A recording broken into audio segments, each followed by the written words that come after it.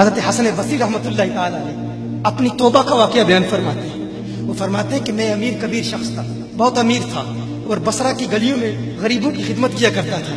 اچانک میں نے ایک حسین عورت کو دیکھ لیا اور میں اسے دیکھتا ہی رہ گیا۔ اس عورت نے مجھے کہا اما تشتہی، تجھے شرم نہیں آتی؟ میں نے کہا ممن، کس سے شرماؤں؟ اس نے کہا وہ جو آنکھوں کی خیانت کو دیکھتا ہے اور دلوں کے پوشیدہ رازوں کو جانتا ہے، تجھے شرم نہیں آتی؟ تجھے حیا نہیں آتی؟ کہا اس کا جملہ تو بہت بڑا تھا۔ حسن بصری اپنی توبہ کا واقعہ بیان فرما رہے ہیں۔ فرمایا اس کا جملہ تو بہت بڑا تھا لیکن وہ اتنی حسین تھی، ایسی خوبصورت تھی، میں پھر بھی مسلسل اسے دیکھتا رہا اور دیکھتا ہی رہ گیا۔ اور پھر آخر اس نے کہا کیوں بار بار مجھے دیکھتا ہے؟ میں نے اس عورت کو کہا کہ تیری آنکھیں اتنی خوبصورت ہیں کہ تیری جھیل جیسی آنکھوں میں ڈوبنے کا جی چاہتا ہے۔ اس عورت نے کہا اچھا تو ایسی بات کرتا ہے، تو یہاں انتظار کر۔ وہ عورت اپنے گھر میں چلی جاتی ہے۔ تھوڑی دیر کے بعد کہا میں انتظار کر رہا تھا۔ تھوڑی دیر کے بعد اس کی خادمہ آتی ہے، اس کے ہاتھ میں ایک تشت ہے اور اس تشت کے اندر اس پر ایک کپڑا ہے۔ کہا میں نے کپڑا اٹھایا تو اس میں اس کی 2 آنکھیں تھیں۔ اس نے اپنی 2 آنکھیں نکال کے اپنی خادمہ کو دے دی کہ اس کی وجہ سے اس کا دل دین سے دور ہوا ہے، مجھے یہ آنکھیں نہیں چاہیے۔ کہا اس پر ایک کاغذ تھا، کاغذ پر لکھا ہوا تھا مجھے ایسی آنکھوں کی ضرورت ہی نہیں جس سے ایک مرد فتنے میں مبتلا ہو جائے۔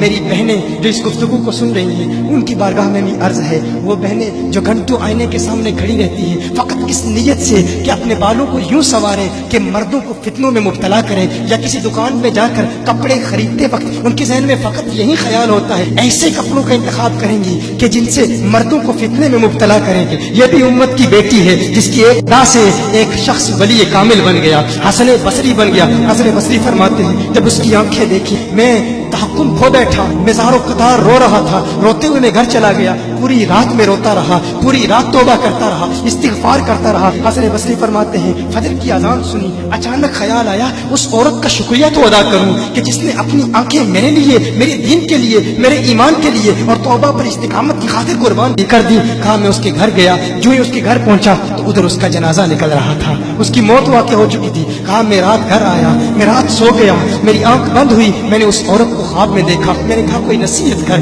اس عورت نے کہا کہ جب تنہائی میں ہو اللہ کا ذکر کرتے رہو، اور جب صبح کرو تو استغفار کرو، شام کے وقت استغفار پڑھو۔ کہا میں نے اس وقت توبہ کر لی، ایک عورت میری توبہ کا سبب بنی، ایک عورت کی وجہ سے مجھے توبہ پر استقامت ملی۔ یہی حسن بصری پھر وہ واقعہ بھی آتا ہے، وہ دور بھی آتا ہے، ان کا ڈر کتنا ہے، ان کا تقویٰ کتنا ہے، پرہیزگاری کتنی ہے۔ یہی حسن بصری ایک دن ایک شخص نے حسن بصری رضی اللہ تعالی عنہ سے کہا ہے حسن بصری کیا آپ جانتے ہیں کہ جہنم سے جو شخص سب سے آخر میں جہنم سے نکالا جائے گا اور پھر یا حنانو یا منانو پڑھتا ہوا جہنم سے باہر نکلے گا؟ حسن بصری فرماتے ہیں کاش میں وہ شخص ہوتا، کاش میں وہ شخص ہوتا۔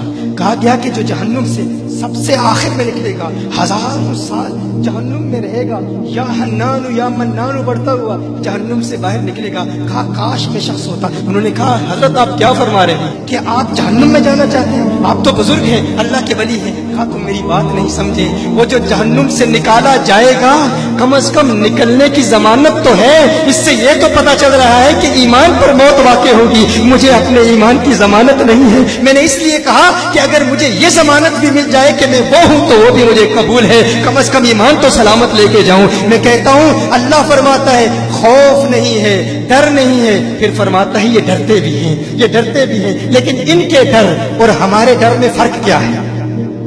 ان کے ڈر اور ہمارے ڈر میں فرق کیا ہے؟ وہ ایک سے ڈرتے ہیں، کسی دوسرے سے نہیں ڈرتے۔ فرق کیا ہے؟ وہ ایک سے ڈرتے ہیں، ایک سے ڈرتے ہیں، کسی دوسرے سے نہیں ڈرتے۔ ہم اس ایک سے نہیں ڈرتے، اسی لیے ہر ایک سے ڈرتے ہیں۔ یہ فرق ہے، ہم اس ایک سے نہیں ڈرتے، اسی لیے ہر ایک سے ڈرتے ہیں۔